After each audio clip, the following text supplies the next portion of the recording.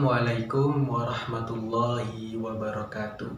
Saya Yuda Julianto. Pada video kali ini saya akan menjelaskan mengenai materi sedekah. Adapun tujuan pembelajaran yang ingin dicapai, pertama, siswa dapat menjelaskan pengertian dasar hukum dari sedekah. Siswa dapat menganalisis tentang ketentuan sedekah dengan benar.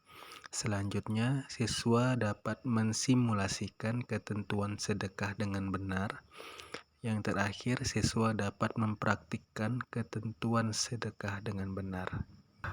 Nah, mungkin kita tidak asing mengenal kata istilah sedekah. Nah, kalau kita lihat dari segi bahasa, sedekah ini berasal dari kata bahasa Arab, yaitu shadaqah, yang berarti pemberian ataupun derma. Nah, adapun dari segi terminologi, sedekah adalah memberikan bantuan atau pertolongan berupa barang atau yang lainnya, yang tidak mengharap imbalan dari orang lain, hanya mengharap ridho dari Allah Subhanahu wa Ta'ala.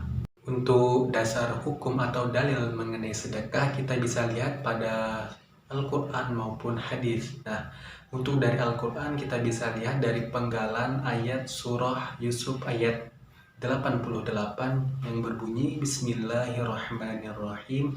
Innallaha yajzil mutasaddiqin. Sesungguhnya Allah akan memberikan balasan kepada orang-orang yang bersedekah. Nah, kalau kita bisa lihat juga kepada hadis yang diriwayatkan oleh Imam Muslim. An Abi Hurairah radhiyallahu anna Rasulullah sallallahu alaihi wasallam qala idza mata ibnu adam in qata'a amaluhu illa min thalathin shadaqatun jariyatin aw ilmin yantafa'u bihi wa waladin shalihin yad'u lah. Nah, dari Abu Hurairah radhiyallahu an bahwasanya Rasulullah sallallahu alaihi wasallam bersabda, jika meninggal anak Adam, maka terputuslah seluruh amalnya, illa min thalathin, kecuali ada 3 perkara. Yang pertama, shadaqah jariyah, ilmu yang bermanfaat, dan anak yang soleh yang mendoakan kedua orang tuanya. Nah, dari hadis ini kita bisa lihat bahwa sedekah ini adalah amal yang sangat baik untuk kita semua, karena dia akan memberikan pahala kita secara terus-menerus walaupun kita sudah meninggal atau wafat di dunia ini. Pada dasarnya, hukum sedekah adalah sunnah muakkad, yang berarti sunnah yang sangat dianjurkan oleh Nabi Muhammad SAW dan sangat penting. Namun begitu, sedekah pada kondisi tertentu bisa berubah hukumnya menjadi wajib. Misalnya nih, ada seorang tua renta sudah tidak bekerja atau tidak mempunyai anak, saudara dekat, ia sangat membutuhkan bantuan makanan kepada kita, memohon sedekah. Nah, keadaan seorang tersebut sangat kritis. Jika kita tidak memberi makan, nyawanya menjadi terancam.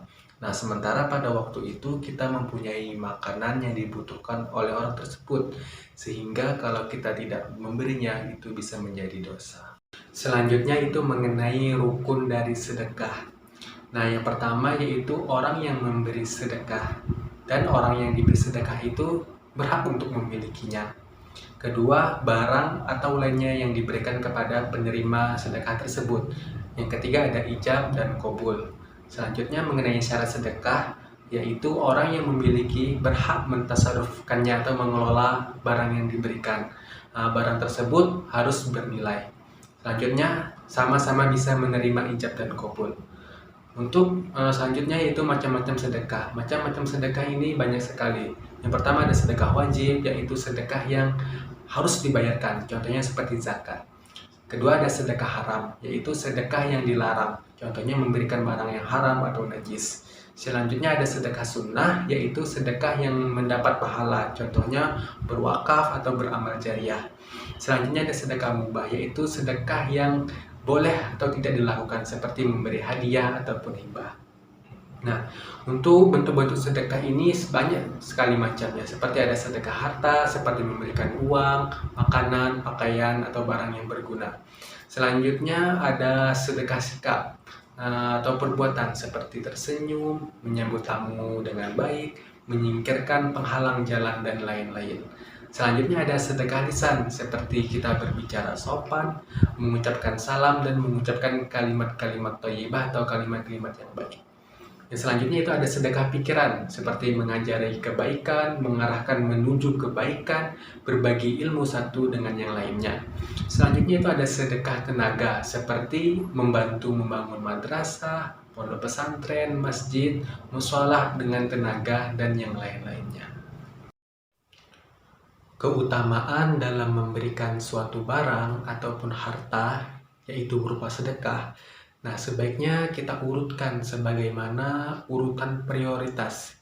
Nah, dalam hal ini saya akan sebutkan siapa saja urutan prioritasnya, yaitu keluarga terdekat, saudara terdekat, anak-anak yatim, tetangga yang dekat dan yang jauh, sahabat ataupun teman kita yang ada di ruang lingkup dekat kita. Nah, selanjutnya itu perintah Allah dan Nabi Muhammad SAW dalam ajaran agama Islam untuk bersedekah itu adalah sifatnya umum. Siapapun boleh untuk melakukan sedekah.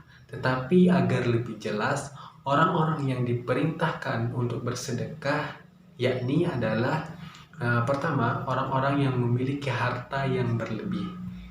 Kedua, ikhlas karena Allah Subhanahu wa Ta'ala. Ketiga, tidak menyebut-nyebut sedekah atau infak yang telah dia perbuat. Yang terakhir, dia tidak menyakiti orang yang menerimanya. Mungkin hanya ini yang dapat saya sampaikan pada video kali ini.